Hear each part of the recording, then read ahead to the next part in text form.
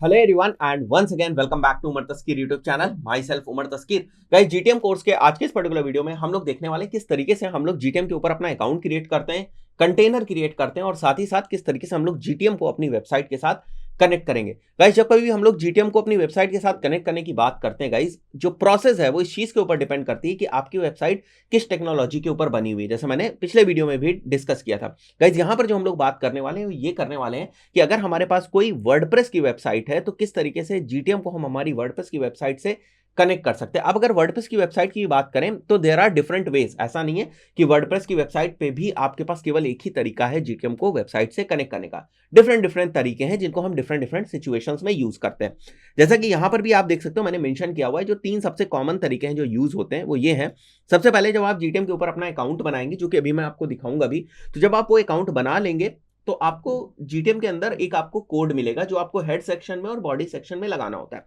तो आप क्या करोगे, वर्डप्रेस के बैकएंड में जाकर डायरेक्टली जो कोड है वो आप अपनी थीम एडिटर में जाकर पेस्ट कर दोगे। एक तो ये तरीका है और ये वाला तरीका जनरली बहुत सारे लोग यूज करते हैं और सबसे ज्यादा कॉमन जो यूज होने वाला तरीका है वो यही तरीका है।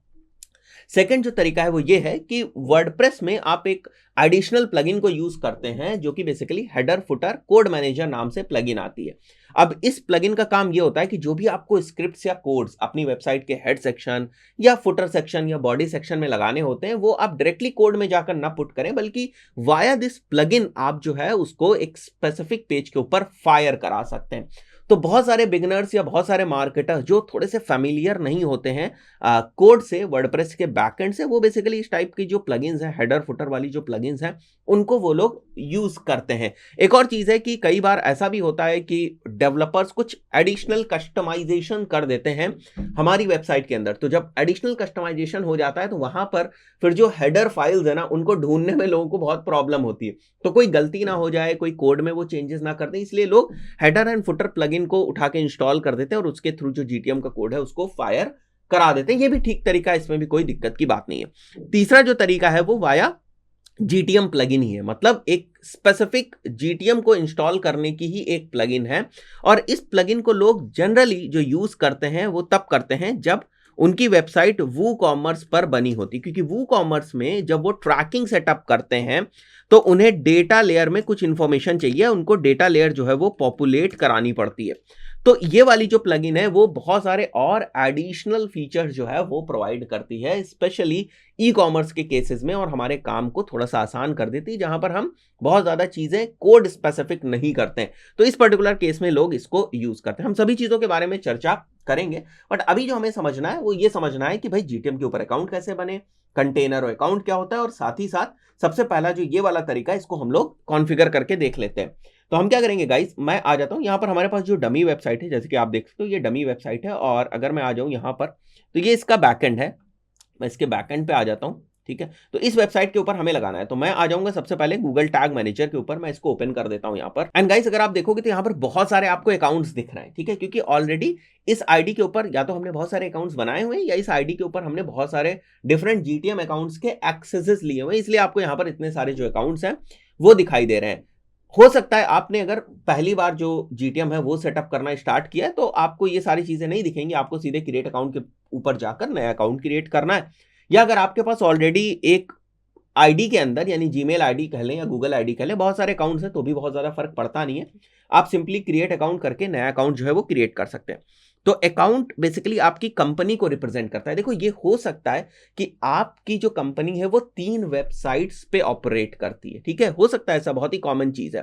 तो आपका एक अकाउंट हो जाएगा और उसके अंदर आपके 3 कंटेनर्स हो जाएंगे। या आपकी कंपनी 2 वेबसाइट्स के ऊपर ऑपरेट करती, तो एक आपका कंपनी अकाउंट हो जाएगा और 2 उसके अंदर कंटेनर्स हो जाएंगे, ठीक है। तो यहां पर हम लोग कंपनी का नेम रख देते हैं, जैसे मैं यहां पर केवल उमर तस्कीर डेमो रख देता हूं, ठीक है। एंड कंट्री हम लोग यहाँ पर इंडिया सेलेक्ट कर लेते हैं। डेटा हमें गूगल से शेयर करने में कोई प्रॉब्लम होनी नहीं चाहिए। कंटेनर सेटअप में हम अपने कंटेनर का नेम रख देंगे, तो मैं यहाँ मेंशन कर देता हूँ, ये हमारे कंटेनर का नेम हो गया। And this container type is website है ये, या कोई iOS एप्लीकेशन है, या एंड्रॉयड एप्लीकेशन है, या एक्सेलरेटेड मोबाइल पेजेस है, या हमें सर्वर साइड मेजरमेंट करना है। गाइस, हमें पता है कि ये हमारी एक वेबसाइट है। तो कंटेनर्स बेसिकली जहां पर आपके सारे कोड्स जो हैं वो होंगे, कोड्स का मतलब क्या हुआ, टैग्स होंगे।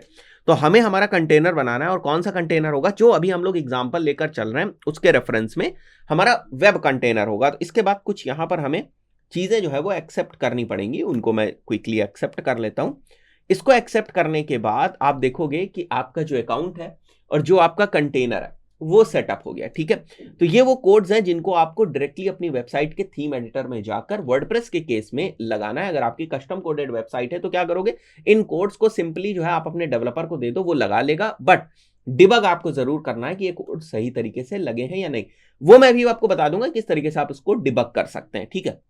अगर ये आपसे कोड मिस हो जाए, जैसे कई बार आपने अकाउंट बना दिया, ठीक है, और कोड डेवलपर को नहीं दिया, तो आप यहां से भी इस कोड को ले सकते हैं, दोबारा आप यहां से ले सकते हैं, या फिर आप क्या करें, सीधे एडमिन में चले जाएं आप, और एडमिन में भी आपको, अगर यहां पर आप देखोगे तो इंस्टॉल टैग मैनेजर आपको दिख रहा है, एडमिन में भी जाकर you can pick up the codes from here, head section वाला और बॉडी सेक्शन वाला। तो हमें कहां जाना है, हमें वर्क स्पेस पे जाना है। सारे जो हम अपने टैग्स वगैरह फायर करते हैं वो यहीं से फायर करते हैं, this is the work space basically. तो मैं इसमें से एक बार जो हमारे कोड्स हैं उसको मैं कॉपी कर लूंगा। देखो यहाँ पर इंस्ट्रक्शंस भी लिखे हुए हैं, प्रॉपर हेड सेक्शन में हमें पोस्ट करना है। तो मैं यहाँ जाऊंगा और मैं पहला वाला जो तरीका है वो अपना रहा हूँ, थीम फाइल एडिटर में, हमें अपीयरेंस से थीम फाइल एडिटर में जाना है और यहाँ पर हेडर डॉट पीएचपी आपको ढूंढना है, ठीक है। आप यहाँ पर जब हेडर डॉट पीएचपी ढूंढेंगे तो आप देखेंगे यहाँ पर देखो, एक पहले से मैंने ऑलरेडी ना यहाँ ये जो हेड सेक्शन है, ठीक है, पहला वाला कोड हमें कहाँ लगाना है, हेड सेक्शन में। इसमें पहले से ही एक स्क्रिप्ट जो है वो यहाँ पर मेंशन है, कोई दिक्कत की बात नहीं है गाइस। मैं यहाँ पर ना एक और स्क्रिप्ट जो है वो लगा दूंगा, ठीक है। ये पहले से मेरी एक स्क्रिप्ट जो है वो लगी हुई है, मैं इसको पेस्ट कर दूंगा। तो एक और हमारे जीटीएम की स्क्रिप्ट लग गई, ये हेड सेक्शन में लग गई, और नीचे आपको बॉडी दिखेगा, तो बॉडी में भी हमने पहले से एक लगा रखी। तो मैं यहाँ पर वापस आ जाऊंगा, मैं यहाँ पर बॉडी से भी इसको कॉपी कर लूंगा and will come back over here, और यहां पर मैं इसको लगा देता हूं यहाँ पर, ठीक है। And then what we have to do is, ये चीज ध्यान रखना, आपको अपडेट करनी है फाइल, और अपडेट करने के बाद आप समझ जाएं कि जो कोड है वो आपकी वेबसाइट के ऊपर लग चुका है, और उसके बाद इसको ओके करना है। अब यहाँ पर ध्यान से समझिए, जब आप कोड अपनी वेबसाइट के ऊपर लगा देते हैं ना, तो वो आपकी वेबसाइट के ऊपर लाइव नहीं होता है अनटिल अनलेस आप इसको सबमिट नहीं करेंगे। तो आपको सबमिट करना है, और अगर आप इस वर्जन का कुछ नेम देना चाहते हैं तो मैं जैसे दे देता हूं एक बार के लिए, इंस्टॉल्ड जीटीएम ऑन वेबसाइट, ठीक है। ये हमारा वर्जन का नेम है कि हमने क्या किया इस बार, इतने टाइम में हमने केवल जीटीएम को ही इंस्टॉल किया, now we want to publish this, मतलब लाइव करना चाहते हैं इसको। तो हमारा जो कंटेनर है वो लाइव हो चुका है, ठीक है। और इसको मैं क्लोज कर देता हूं एक बार, मैं वर्क स्पेस पे वापस आ जाऊंगा, ठीक है। तो यहां पर आप देख रहे हो इंस्टॉल जीटीएम वाला हमारा ये वर्जन था। अगर मैं वर्जन्स में जाऊं वापस, तो यहां पर आपको डिफरेंट डिफरेंट वर्जन दिखेंगे, जैसे ये भी एक आपको वर्जन दिख रहा है। अगर आप इसको पब्लिश करना चाहते हैं तो कर सकते हैं, इसको लेटेस्ट वर्जन बनाना चाहते हैं तो कर सकते हैं। ये भी एक बेनिफिट आपको जो जीटीएम है उसके अंदर मिलता है कि आप अपने वर्जन्स को किसी भी पॉइंट ऑफ टाइम पे रोल बैक कर सकते हैं, वापस उस वर्जन को इनिशिएट कर सकते हैं। देन ये हमारी वेबसाइट के ऊपर लग चुका है। अब ये चीज कंफर्म कैसे होगी, तो मैं वापस आ जाता हूं वेबसाइट के ऊपर, ठीक है। कंफर्म करने के लिए आपको ये वाला जो एक्सटेंशन है ये आपको इंस्टॉल करना है, गूगल टैग असिस्टेंट लेगेसी, ठीक है। तो गूगल वेब स्टोर से जाकर आप इसको इंस्टॉल कर लीजिएगा, एक एक्सटेंशन है। एंड देन उसके बाद जब आप इसको रिफ्रेश करेंगे अपनी वेबसाइट को और देखेंगे, कभी कभी थोड़ा सा टाइम लगा देता है नए वाले केस में, तो देखो यहाँ पर ये वाला जो हमारा जीटीएम है, ये जो आप देख रहे हो WM6, ठीक है, ये वाला हमारा एक्चुअली पुराना जीटीएम है जो आप देख रहे थे, ठीक है। जैसे मैं यहां पर आता हूं, आप देख लो ये वाला जो जीटीएम है हमारा, इसका ये यूनिक कोड होता है ZLH4, ये इसका यूनिक कोड है। तो हमें मेक श्योर करना है कि ये प्रॉपरली इंस्टॉल हुआ है या नहीं हुआ है। तो मैं एक बार इसको फिर से रिफ्रेश कर देता हूं, ठीक है। आप पुराने वाले जीटीएम को इग्नोर करें, ठीक है, और यहां पर हम लोग वापस आ जाते हैं। तो गाइस यहाँ पर मैंने थोड़ा सा कुकीज वगैरह क्लीन कर दी। अब अगर आप यहाँ पर नीचे देखेंगे तो आपको दिख रहा है ये वाला भी हमारा जो जीटीएम है वो भी इंस्टॉल हो चुका है, और ये वाला जो हमारा जीटीएम है वो भी इंस्टॉल हो चुका है। तो अगर आप ये चीजें देख रहे हैं, विच मीन्स दैट कि आपका जीटीएम जो है आपकी वेबसाइट के ऊपर परफेक्टली इंस्टॉल हो चुका है। तो ये तो था हमारा पहला तरीका। सेकंड जो हमारा तरीका है वो ये है कि आप यहां पर आ जाएं, और ये वाला जो आप यहां पर एक प्लगइन देख रहे हैं, this is header footer code manager, ठीक है। तो सिंपली जो लोग वर्डप्रेस से फेमिलियर है उनको पता होगा, आपको प्लगइन्स में जाना है, हेडर फुटर कोड मैनेजर में आपको जाना है, और इस वाले प्लगइन को इंस्टॉल कर लेना है। और उसके बाद आपके पास ऑप्शन होता है यहाँ पर, जैसे मैं ऐड न्यू स्निपेट करता हूँ, ठीक है। स्निपेट ऐड करने का मतलब आप कोड ऐड कर रहे हैं, राइट। और यहाँ पर आप स्निपेट का नेम रख दें जीटीएम, स्निपेट टाइप आप HTML रख सकते हैं पूरी वेबसाइट पे, क्योंकि ये कोड हमें हमारी वेबसाइट के सभी पेजेस पे लगाना होता है, कहीं कोई पेज हमको एक्सक्लूड नहीं करना है, हेडर में हमें लगाना है। एंड देन आपको ये वाला जो आपका कोड होता है, यहाँ पर हम लोग पिक कर लेते हैं इस कोड को, ये वाला जो हमारा कोड होता है इसको हमें यहाँ पर अपनी प्लगइन में यहाँ पर स्निपेट कोड को पेस्ट करके इसको यहाँ सेव कर देना होता है। तो बेसिकली हम लोग इस बार क्या कर रहे हैं कि हेडर फुटर कोड मैनेजर जो हमारी प्लगइन है उसकी हेल्प से हम लोगों ने जो कोड है वो अपनी वेबसाइट के ऊपर लगा दिया। तो ये तो हमारी जो हेड सेक्शन में स्क्रिप्ट लगती है उसकी प्रोसेस हो गई, बट एक और स्क्रिप्ट थी जो बॉडी सेक्शन में लगती थी। तो उसके लिए आपको क्या करना है, फिर से आपको एक नया स्निपेट जो है वो यहाँ पर ऐड करना है।